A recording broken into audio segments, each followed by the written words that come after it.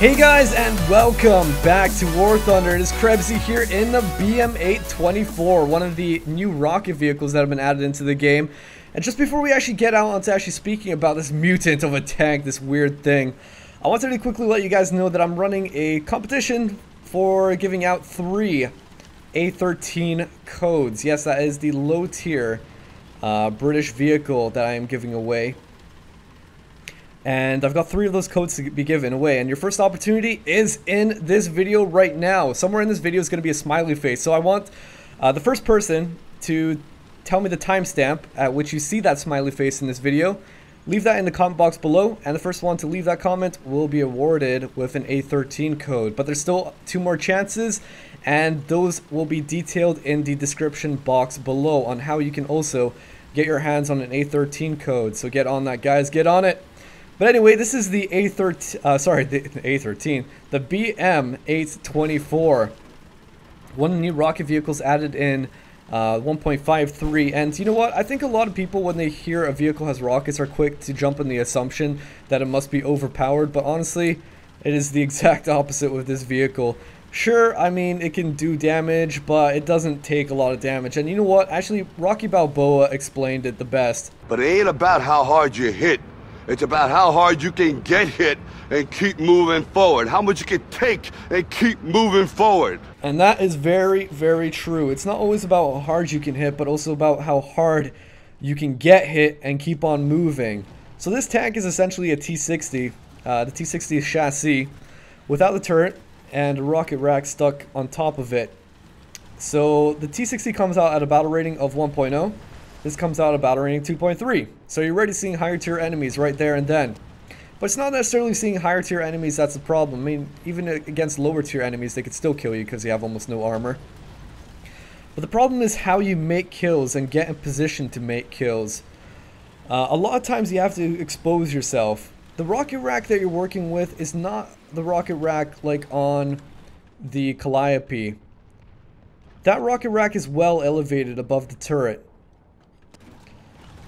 It's well elevated above the turret and also has amazing depression, so you can work around hill terrain to your advantage. You can just be sitting behind a hill and shoot over it right into the enemies. It's insane.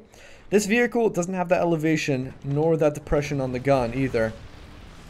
And so what often ends up happening is that you have to expose yourself in your entirety. If you're working around a hill, a slope of sorts, you have to go right over it to even shoot the enemies, and that just leaves yourself in the open, pants down, and ready to be shot at.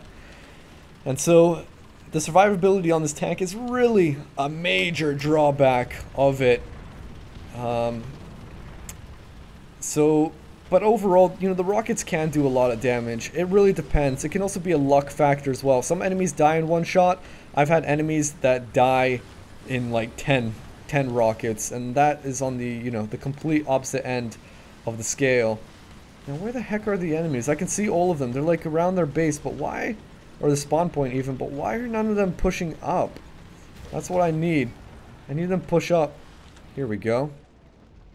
Let's try taking him on. Critical. There we go. He's gone. Nice.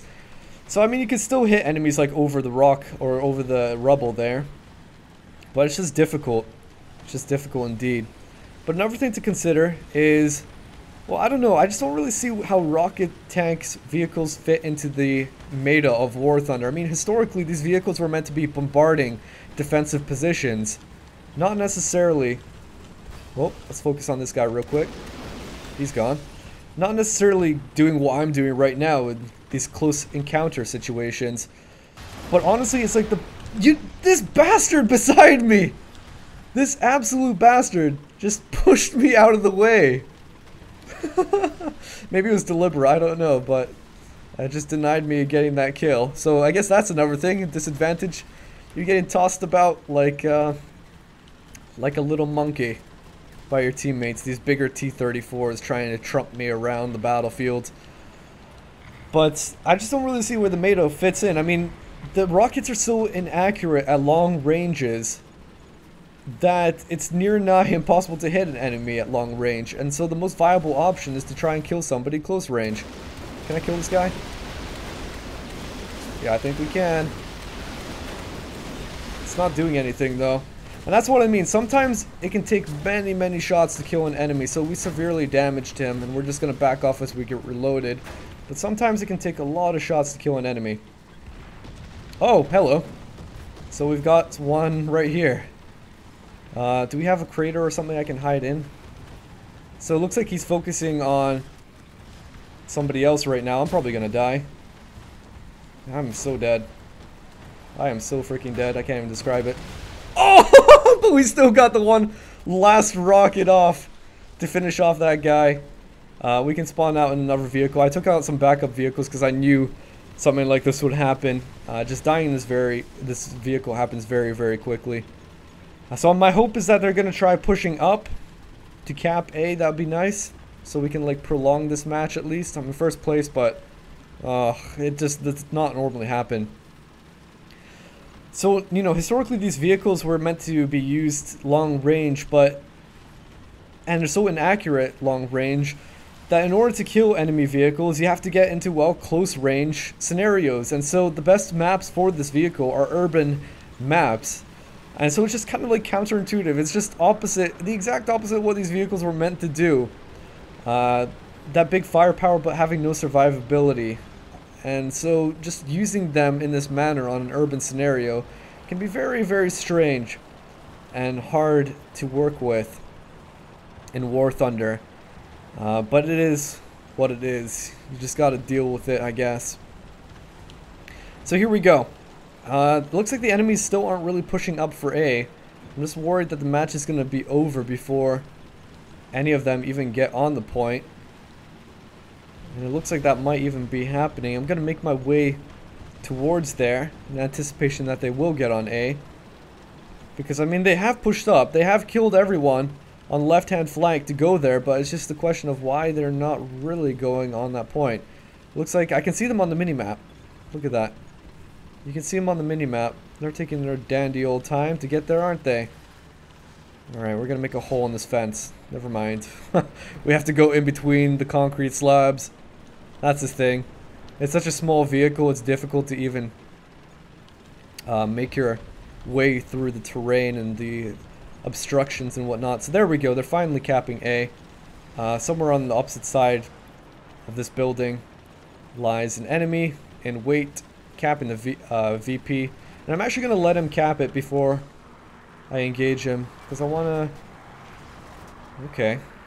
Uh-oh. Get out of here, telephone box! Because I want the game to be prolonged, actually. Because I want to make it a longer video. And it looks like he was going up here. Okay, T-50. He's up there. Alright, what are you going to do? How are you going to engage me? You can't cap the zone because I'm inside of it. So you know you have to take me out. Now how are you going to do that? Interesting. This is the guy that killed me as well. I need my revenge! It'd be hilarious if he just... Oh! That didn't do anything. See, I need my rockets on the left-hand side. It's not doing what I need it to. It'd be hilarious if this guy just jumps down to try and kill me. This is the thing about the aiming rockets. It's so awkward because it's not a true aimer in a way of exactly where the rockets are meant to go. We're gonna go. Let's see if we can get him now. There we go. We got him. We got him. We did it. Now, the question is there anyone else? I still got a few rockets loaded just in case. I'm gonna cap this zone. And then we'll see what happens. No, the enemies are dead. There we go. In the end, getting a mere 4 kills. But look at the battle rating. Look at the kind of matches I come into. Against T-34s or with T-34s even. Yeah, that is a thing.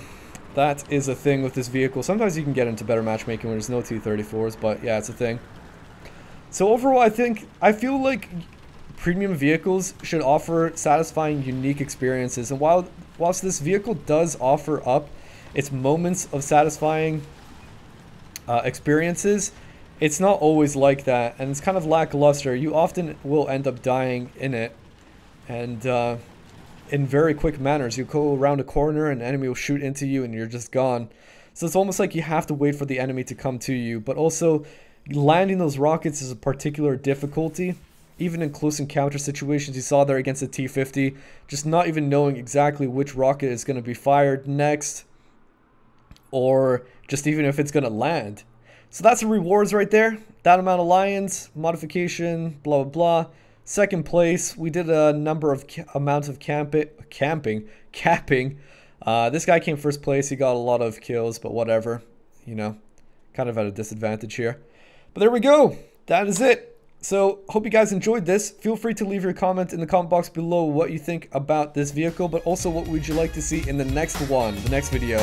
So, thank you guys very much, and until then, this is Krebsy, and I'll catch you guys later.